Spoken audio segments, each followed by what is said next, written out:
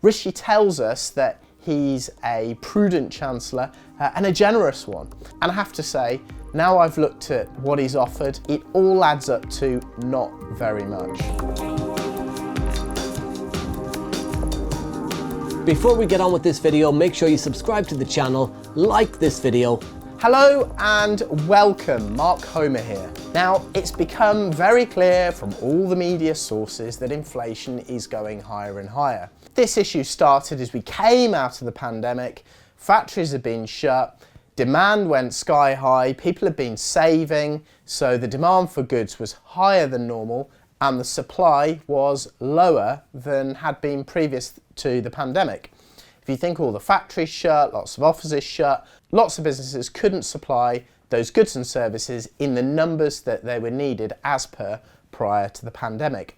On top of that, it's been further exacerbated by around 1.2 million people leaving the employment market.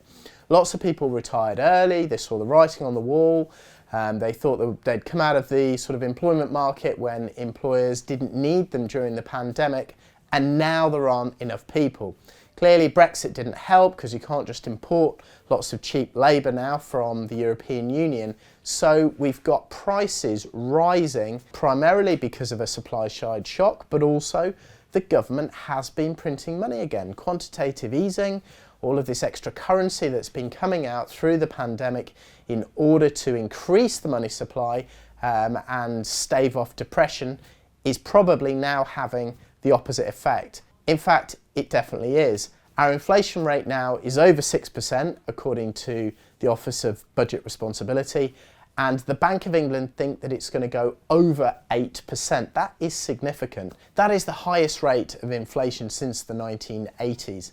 In fact, we're coming into a period where living standards are probably going to reduce by a similar level to that happened in the 1950s. So these are historic times, and Rishi tells us that he's a prudent chancellor and a generous one that likes to provide us with giveaways, and yesterday he did his spring statement, and I have to say, now I've looked at what he's offered, it all adds up to not very much. Okay, so we all know that petrol prices and diesel prices have been going up significantly. Petrol's in the 160s, diesel is in the 180s.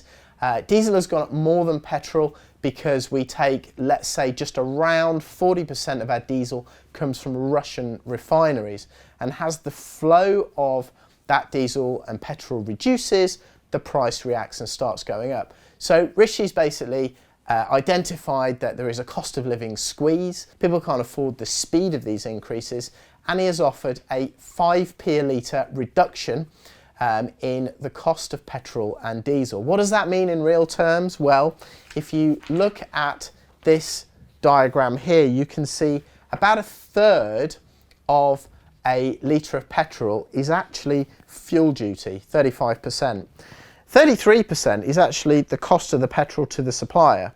The retailer gets about 8%, the VAT on petrol is about 17. So if you add the 35 and the 17, you get about half of the cost of a litre of petrol is actually tax. So Rishi has taken 5p a litre off, so he's taken sort of 5% off a litre, which is something like 10% reduction in the tax he's already charging. What does that mean in real terms?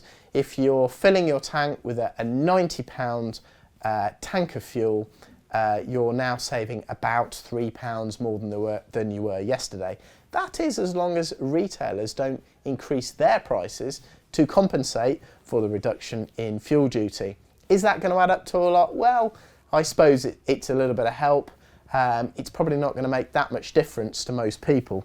I suspect it's more of a gesture than something concrete that will make a difference. Lots has also been made about the reduction in the threshold where people start paying the basic rate of income tax. That threshold went up yesterday. It went from £9,880 to £12,570. So that's a £2,500–3,000 increase. Some of that will just be compensating for the rate of inflation, but effectively less people will be paying income tax, and those that are will be paying from a higher level as of 6 p.m. yesterday. That's probably got more of a significant effect than reducing fuel duty by 5 pence. The final headline is that the basic rate of income tax is going to reduce from 20% to 19%.